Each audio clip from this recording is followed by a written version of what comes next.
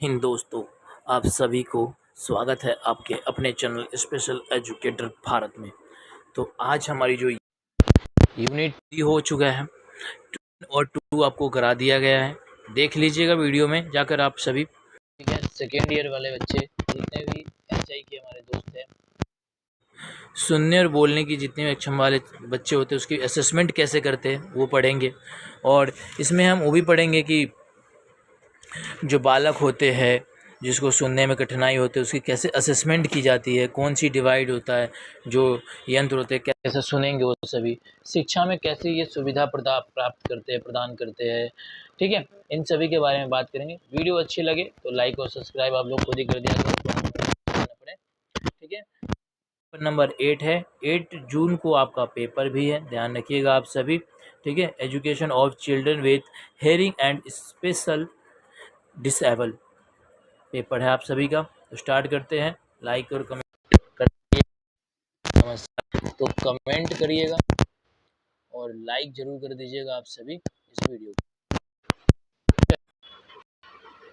पहला है, यहाँ पर बोला गया है जितने भी कि सुनने और बोलने की अक्षमता वाले बच्चे जो होते हैं उसकी असेसमेंट कैसे हम करेंगे। तो देखिए, ऐसे बच्चों को हम अलग अलग प्रकार से हम असेसमेंट करते हैं।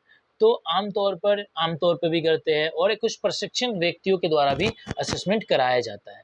ठीक है, ऐसे बालक का असेसमेंट करना है जो सुनने में दिक्कत है और उसको बोलने में दिक्कत है, यानी कि उसकी हेयरिंग में दिक्कत है और स्पीच में दिक्कत है। ठीक है, तो आइए, पहला तो ये है कि हम उसका क्या करेंगे, ऑडियोलॉजी जो ऑडियोलॉजिकल होते हैं, जो ऑडियोलॉजी के द्वारा हम मूल्यांकन करेंगे, उसके हम कुछ आवाज़ देंगे उसके कानों में कि उसको कितना सुनाई देता है, यानी कि हम उसका हेयरिंग जांच करेंगे, पहले असेसमेंट करेंगे उस व्यक्ति को कितना सुनाई देता है, उस आवाज़ के बारे में उसको कितना पहचान है। तो उन सब के बारे में हम उसको जानेंगे, उसकी क्षमता को प्रभावित कर सकते हैं। दूसरा जो है, भाषण और भाषा का आकलन। देखो, उससे भाषण करवाएंगे और उसका भाषा का आकलन करेंगे। ठीक है, कोई कहानी कविता उसको मौखिक रूप से बुलवाएंगे, किसी से बुलवाएंगे, उससे बुलवाएंगे और उसका हम असेसमेंट करेंगे, उसकी आकलन करेंगे, मूल्यांकन करेंगे। ठीक है, जितने भी सॉरी प्रभाव, भाषा, वो किस प्रकार से बोल रहा है, उसका कितना विकास हुआ है, कठिन शब्दों को कैसे वो पहचान रहा है, कैसे वो बोल रहा है, तो इसकी हम आकलन करेंगे। इसी में आ जाता है तीसरा, भाषा का जितने भी नमूना होता है, जितने भी नमूना विशेषण होता है, इन सब के बारे में हम उसको बताएं। बोले जाने वाली जितने भी लिखित भाषा के नमूने और विशेषण करके उसकी जो अभिव्यंजन और ग्रहणशील भाषा होता है क्षमता को आकलन करेंगे। देखिए, नमूना शब्द क्या होता है दोस्तों, ऐसे शब्द जो थोड़े कठिन होते हैं और जैसे कि पॉइंट लगते हैं, अभिव्यंजन व्यंजन वाले होते हैं, वो होते हैं, उसको हम कहते हैं। सीधी साधारण भाषा में आपको मैं समझा रहा हूँ। क्रियात्मक संचार मूल्यांकन, उसको हम कोई कार्य करने के लिए, उसको हम संवाद करने के लिए, बात करने के लिए हम कुछ जैसा संचार देंगे, ऐसे छात्रों को विभिन्न विभिन्न तरीकों की परिस्थिति उत्पन्न करेंगे और वो उसमें कितना कार्य कर पा रहा है, कितना उस कार्य को नहीं कर पा रहा है, कि उसका हम असेसमेंट करते हैं, उसके बारे में हम जानते हैं। इसी में एक और आता है, इसमें एक और क्या आता है, इसमें ये आता है कि हम कक्षा में जो बच्चे बैठे होते हैं उसकी भी आकलन करते हैं, उसकी भी अवलोकन करते हैं।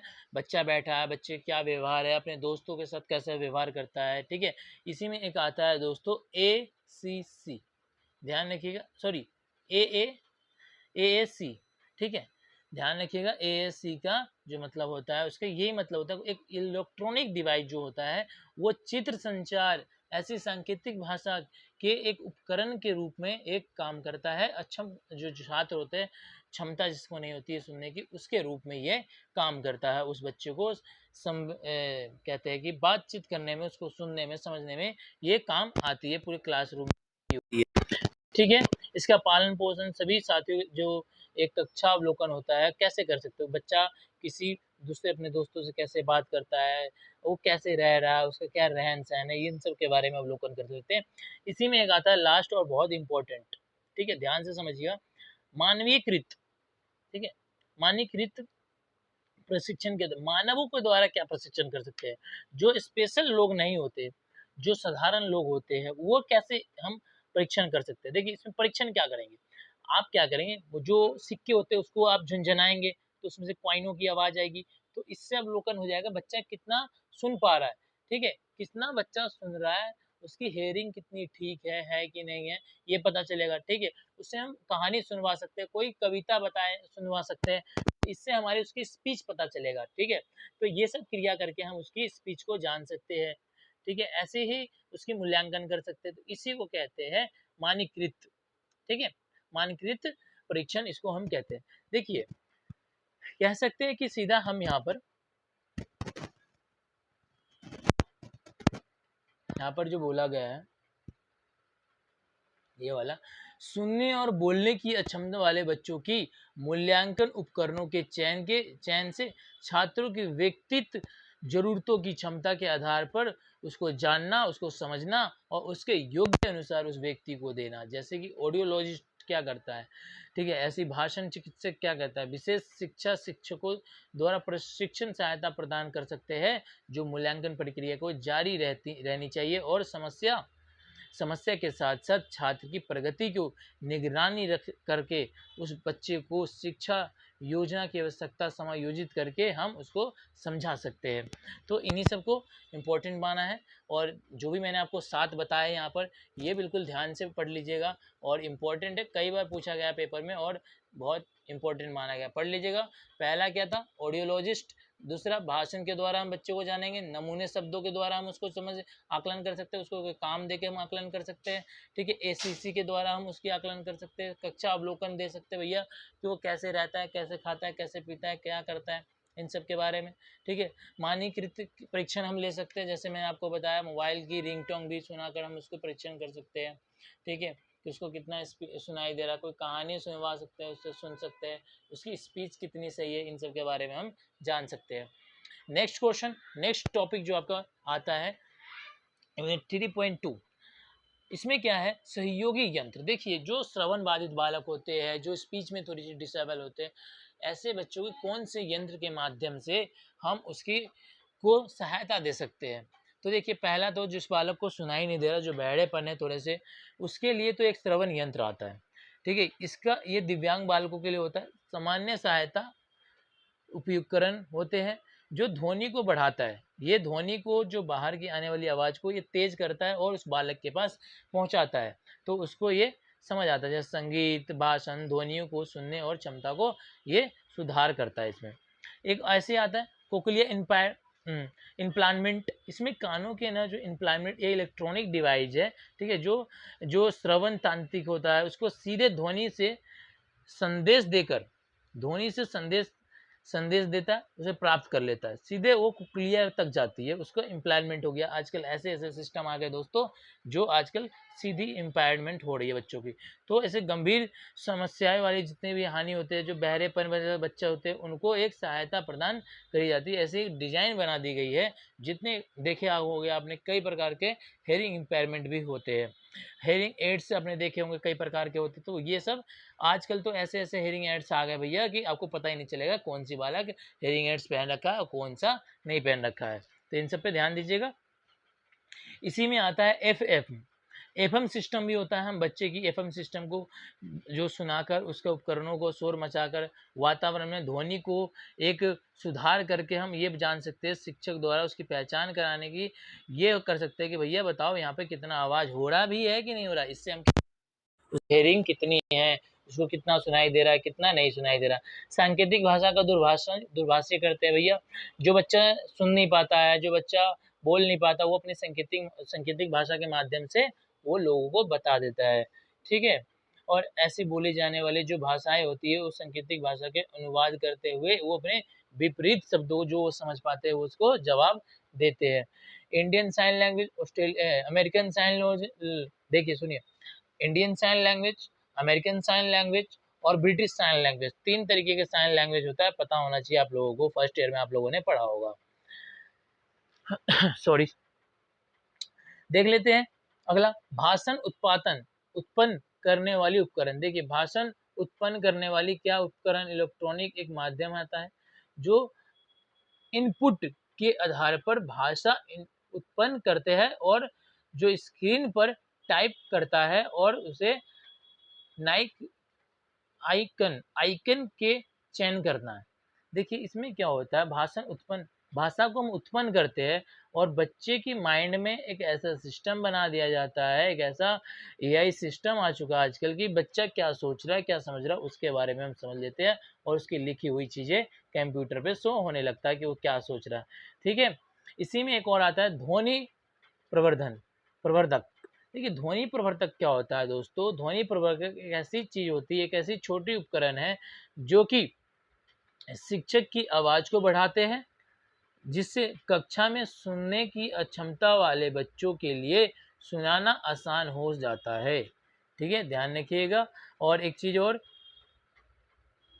इसमें बोला गया है, जो सुनने और बोलने वाले जो बच्चे होते हैं, अक्षम बच्चे होते हैं, उनकी जो व्यक्तित्व जो की ज़रूरतों के अनुसार से उसको हम उसके आधार के से हम उसको क्रिया कराते हैं और उसको हम ऐसे पेशावर के लिए उसको तैयार करते हैं जो कि उसके लिए लायक हो। इसके लिए हम क्या करते हैं, जैसे ऑडियोलॉजिस्ट को बुलाते हैं, थेरेपी करवाते हैं, सहायता प्रौद्योगिकीकरण विशेषज्ञ को बुलाते हैं, निर्धारित जितने भी निर्धारित होते हैं उन सब के बारे में हम उसको बुलाते हैं। ऐसे वातावरण देते हैं जो बच्चा को अपने उसको पेशावर बनना है, उसमें उसको मदद मिल सके। ऐसे सहायता उपकरणों का हम रणनीति बनाते हैं और उचित प्रयोग करने का उसका प्रशिक्षण प्राप्त करना चाहिए। और ऐसे बच्चों को हम प्रशिक्षण कराते हैं कि इसका उपयोग आप कैसे कर सकते हैं, अपनी आजीविका कैसे चला सकते हैं। ठीक है? छोटी सी यूनिट ही, ज़्यादा दिक्कत होगी नहीं इसमें।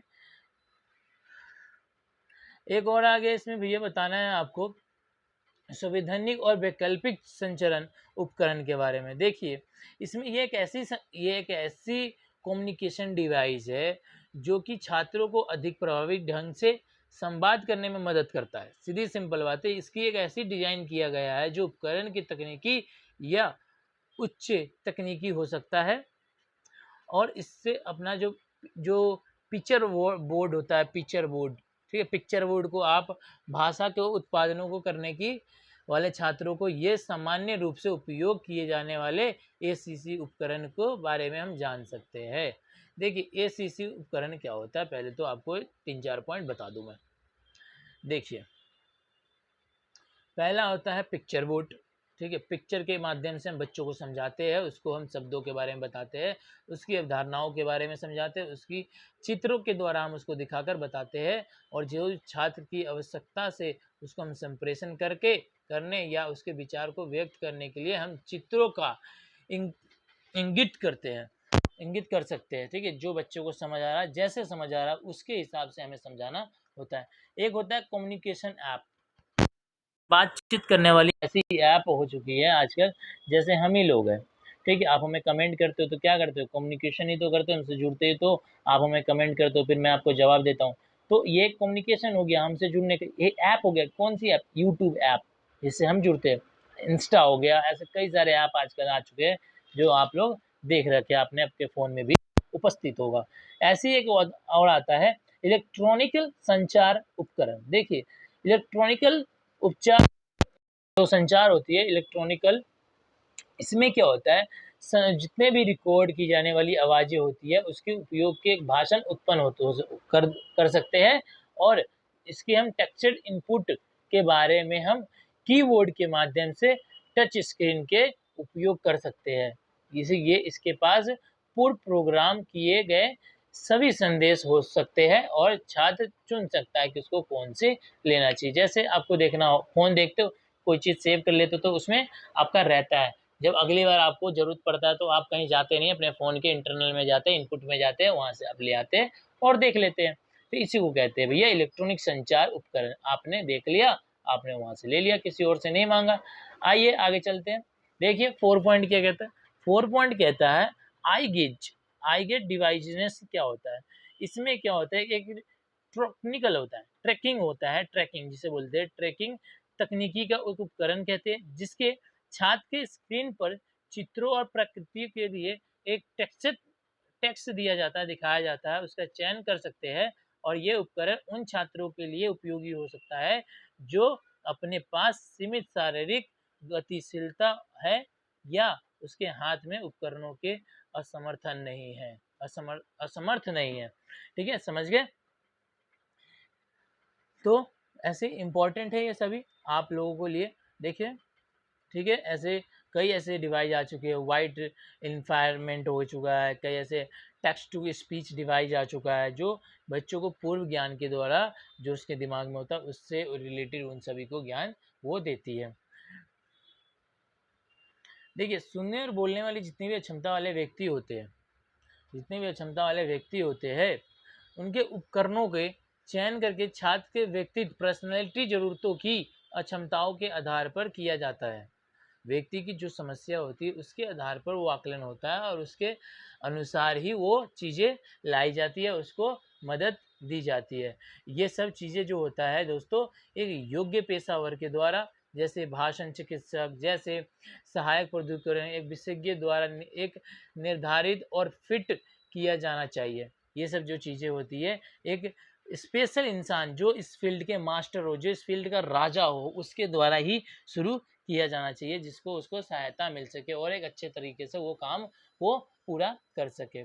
ठीक है, इसके लाभों को हम जान लेते हैं थोड़ा सा। लगभग जो होती है बच्चों की सुविधा को प्राप्त कर देती है और बच्चे अपने अपने पेशा में वो चीज़ को उपयोग करके और उचित उपयोग करके उस कक्षा को, वातावरण को अपने पेशावर में उसका काम करता है और ऐसे ही चीज़ को उपयोग करके अपने जो शिक्षा होती है उसमें भी इन बच्चे को थोड़ा सा हेल्प मिल जाता है और अपने एजुकेशन को थोड़ा आगे ले जाता है। ये सभी चीज़ें इसलिए की जाती है दोस्तों कि वो अपने मुख्य धारा से जुड़ सके, वो बच्चे अपनी मुख्य धारा से जुड़कर अपनी बातों को पहुंचा सकें, जो उनके बातों में दम है, जो उनको कहना है, जो समाज के बीच में अभी तो बातें नहीं आई है, वो इसीलिए वो कह देते हैं और किसी से नहीं डरते। और आपको भी किसी से डरने की आवश्यकता नहीं है। अगर आप सत्य बोलते हैं, सत्य हमेशा काम करते हैं, तो किसी से डरने की आवश्यकता आप लोगों को नहीं होना चाहिए। ठीक है, नेक्स्ट क्वेश्चन देख लेते। नेक्स्ट टॉप यूनिट आ चुका है आप लोगों के पास 3.4 आईसी टूल एंड, जितने भी अपने तकनीकी होती है, टेक्नोलॉजिकल होती है, इन सभी के बारे में आज हम जानेंगे और अच्छे तरीके से जानेंगे। आईसीटी क्या होता है, इसका फुल फॉर्म आप लोग हमें कमेंट करके बताइए।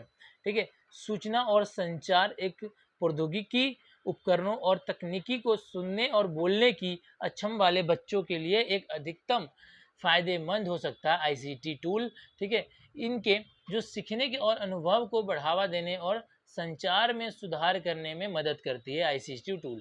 ध्यान रखिएगा, सुनने और बोलने की अक्षम वाले बालकों को ये सामान्य रूप से उपयोग किए जाने वाले आईसीटी टूल उपकरणों और तकनीकों को बढ़ाता है।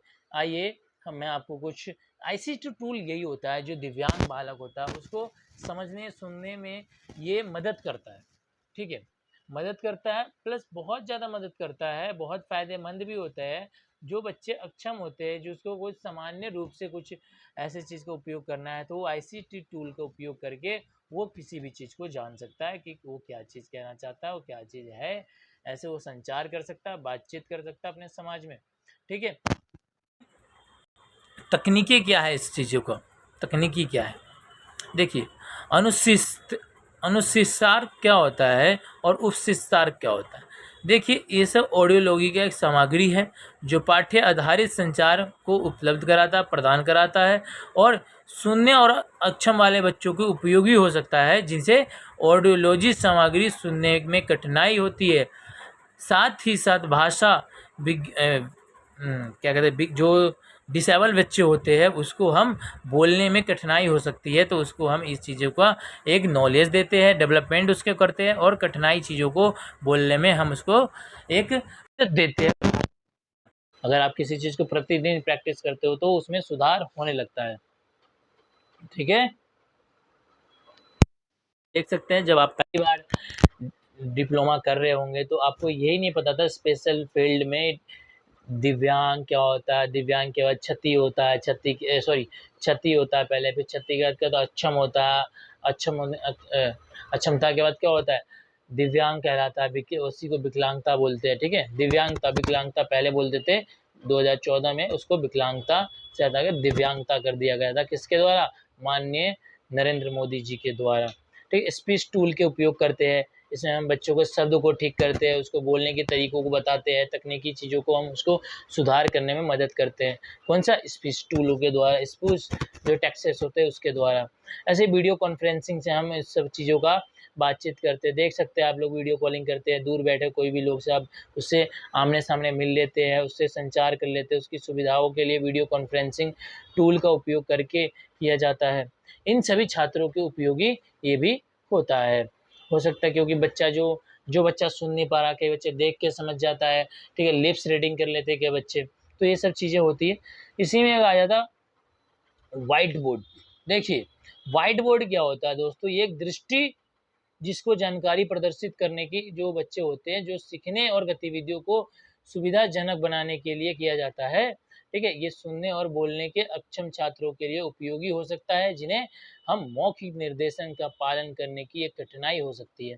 देखिए, क्या होता है व्हाइट बोर्ड दोस्तों, ज़्यादातर देखते हैं जो सुनने और बोलने में कठिनाई होती है बालकों को, उसके लिए ये गतिविधियाँ किया जाता है और उसमें बच्चों को उसको अपनी जानकारी के हिसाब से प्रदर्शित करने के लिए कहते हैं और बच्चे को सीखने और सीखने की गतिविधियों को हम सुविधाजनक बनाने के लिए ये व्हाइट बोर्ड का प्रयोग हम करते हैं। देखिए डिजिटल क्या होता है, डिजिटल बोर्ड, भैया डिजिटल बोर्ड भी ऐसी प्रकार की होती है, आप जिससे पढ़ रहे हैं डिजिटल बोर्ड में पहले से पीपीटी सेट करना पड़ता है, जैसे मैं आपको पढ़ा रहा हूँ, ये मोबाइल है बट अगर मेरे पास स्मार्ट बोर्ड होता तो मैं इसको पीपीटी जो मैं आपको चला रहा हूँ ये वाला, तो ये पीपीटी आपको उसमें सेट होता और वहाँ पे दिखता और फिजिकली रूप से मैं आपको दिखता, बट अभी नहीं दिख रहा हूँ क्योंकि मेरे पास अभी स्मार्ट बोर्ड नहीं है। तो अगर किसी की वजह से स्मार्ट बोर्ड है तो वो भी दिखता है और साथ में उसकी जो पीपीटी चल रही है, जो पढ़ा रहा है वो भी दिखता है, ठीक है? इसी में आ जाता है लर्निंग मैसेंजर। देखते हैं मैसेंजर जितनी लर्निंग एलएमएस होता है, लर्निंग मैसेंजर सिस्टम, ये सभी चीज़ें क्या करती है, शैक्षिक जो सामग्री को उपयोग करने के लिए सुविधा और जितने भी सुनने और बोलने के अक्षम वाले व्यक्ति होते हैं अपने मनों के और लिखने के द्वारा वो दूसरे वाले व्यक्ति को बता देता है कि हम क्या कहना चाह रहे हैं, हमारी क्या संसाधन तक की सामना पहुंचनी चाहिए, हमें क्या प्राप्त करना चाहिए, हमें क्या चाहिए, हमें क्या मदद आप लोगों से चाहिए, ये सभी चीज़ें इसमें आती है। LMS learning messenger system.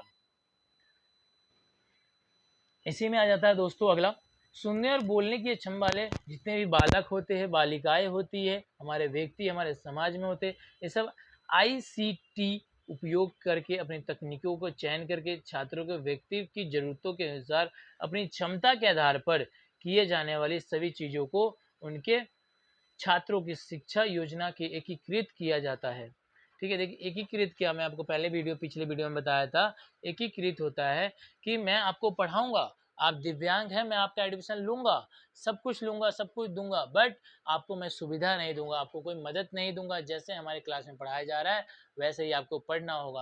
अगर आप पढ़ लेते हैं तो बहुत अच्छी बात है, नहीं पढ़ लेते तो और अच्छी बात नहीं है, खराब बात है ये चीज़ें तो, ठीक है? बट आज के जनरेशन में हमारे पास न्यू एजुकेशन पॉलिसी के हिसाब से, ठीक है, इंक्लूसिव एजुकेशन आ चुका है, समावेशी शिक्षा आ चुकी है, जो कहता है कि हर प्रकार के बच्चा, हर जगह के बच्चा, हर एक ही छत के नीचे उसके आवश्यकता अनुसार, उस व्यक्ति के अनुसार, उसको जो लगता है उसके द्वारा पढ़ाया जाता है, उसके अनुसार पढ़ाया जाता है, ठीक है? ये चीज़ें आप सभी को पता होना चाहिए। एकीकृत और कन्फर्म है, एकीकृत और समावेशी में अंतर आप लोगों से पूछेगा और इम्पोर्टेंट है ये क्वेश्चन, ठीक है? यूनिट में आपको बाय यूनिट करा रहा हूँ, लंबी वीडियो हो रही है थोड़ी सी, बाकी कोई बात नहीं, आप प्रॉपर वीडियो देखिए और मैं आशा करता हूँ आप लोग शेयर कीजिए, शेयर नहीं कर रहे लोगों में, शेयर कीजिए और अच्छे से कीजिए और अपने दोस्तों यारों को बताइए कि भैया पेपर आ चुका है, पढ़ना शुरू कर दो अब, ठीक है?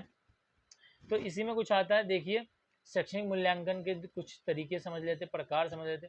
दैनिक मूल्यांकन होता है भैया, नैतिक मूल्यांकन करते हैं बच्चों का, ठीक है? उसकी हम भाषा कौशलों की ताकत को कमजोर करके जो कमजोरियां होती है उसका एक व्यापक मूल्यांकन करते हैं, उसको सुनवाई भाषण के कौशल में आकलन करके साथ साथ संज्ञानात्मक और शैक्षणिक आकलन शामिल होता है। रचनात्मक मूल्यांकन, बच्चे के अंदर क्या चीज क्रिएटिविटी है, क्या चीज ऐसी छात्र कर सकता है जो प्रगति में उसकी निगरानी रखता है, आवश्यकता अनुसार उस बच्चे को योजना और समायोजना करने के, उसको डेटा को एकत्र करके अपनी विश्लेषण करने के एक सतह प्रक्रिया है जिसमें छात्र के कौशल और क्षमता की निरंतर मूल्यांकन और उसकी चल रही प्रगति के साथ साथ शैक्षिक योजनाओं को समायोजित करना शामिल है, इसमें ध्यान रखिएगा। और जिसमें लास्ट है योगात्मक मूल्यांकन, देखिए व्यक्ति क्या योग्य है, क्या वो काम उस काम को करने के लिए कितना योग्य है। अगर बच्चा स्कूल जाता है एक सेमेस्टर या स्कूल में, अतः उसके जो भी जिसका भी उसका उपकरण होता है वो क्या चीज़ सीखता है, कैसे योग्य है, किसी चीज़ के योग्य आप है या नहीं है, यही योगात्मक मूल्यांकन इसको कहते हैं। कोई आपको काम दे दिया मैंने करने के लिए, ठीक है भैया ये काम करो, एक काम करो कि आपको ठेला चलाना आज पूरे दिन, तो आपको योगात्मक नाप रहा हूँ, आपकी शक्ति को नाप रहा हूँ, आप इसके योग्य है या नहीं है, इस चीज़ का आकलन किया जा रहा है, ठीक है। ऐसे इसमें आता है मानदंडित। मानदंडित में क्या होता है दोस्तों, एक ऐसी मूल्यांकन विशेष की जो आपके खिलाफ छात्र के प्रदर्शन को मापता है, ठीक है। आपसे अक्सर अक्सर एक ही विशिष्ट कौशल के अवधारणाओं के छात्र के निपुणता के आधार पर आकलन आकलन करने के लिए किया जाता है। देखिए मापदंड जो होता है मानदंडित संदर्भित मूल्यांकन किया जाता है इन सभी में, ध्यान रखिएगा। पॉइंट 5 देख लीजिए, मानक। मानक क्या होता है, मानक संदर्भित मूल्यांकन ये एक तरीके का मूल्यांकन है जो मानवों द्वारा निपुणों के विरोध में छात्र के प्रदर्शन को मापा जाता है। ये अक्सर एक ही छात्र के प्रदर्शन के तुलना में उसके साथियों का प्रदर्शन करने के लिए किया जाता है, ध्यान रखिएगा। एक होता है पोर्टफोलियो। पोर्टफोलियो जो होता है दोस्तों, पोर्टफोलियो छात्र के कार्य का एक संग्रह है जो समय की अवधि में उसकी प्रगति की प्रदर्शन करता है। इसमें छात्रों के काम के निपुण और उसके कौशल के क्षमताओं को आकलन शामिल है, ठीक है। पोर्टफोलियो पूरे 1 साल के बनता है, बच्चा 1 साल में क्या कैसा था, ठीक है। 7th में हो तो पोर्टफोलियो बनता है, पूरे बच्चे के शिक्षक द्वारा बनाया जाता है उसको, ठीक है। आप भी जब टीचर बनेंगे तो आपको पता चल जाएगा पोर्टफोलियो क्या होता है, बट आपको यहाँ भी पता चल गया होगा पोर्टफोलियो क्या होता है, ठीक है। ये पर्टिकुलर एक बच्चे का अलग अलग फाइल बनता है पोर्टफोलियो। सॉरी। सुनने और बोलने की क्षमता वाले बच्चे जो होते हैं, एक शैक्षिक मूल्यांकन के चयन छात्र के व्यक्तित्व की जरूरतों के अनुसार से उसके आधार पर हमें किया जाना चाहिए, उसके योग्य के आधार पर किया जाना चाहिए, उसको हमें देख कर करना चाहिए कि वो व्यक्ति कितना उसके काबिल है, कितना काबिल नहीं है, ठीक है। तो आप लोग समझ गए होंगे, समझाए इम्पोर्टेंट थे, आप लोग देख लीजिए। और इसके नोट्स चाहिए, जो आपको नोट्स चाहिए PDF के, तो को ज्वाइन कर लीजिएगा आप लोग, और वहाँ से आपको लिंक मिल जाएगा। डिस्क्रिप्शन में भी लिंक दे दूंगा आप लोगों को। अगर आपने पुराने वीडियो नहीं देखे हैं यूट्यूब तो और बहुत इम्पोर्टेंट है, मोस्ट इम्पोर्टेंट है। और तो इस करता हूँ। जय हिंद, जय भारत।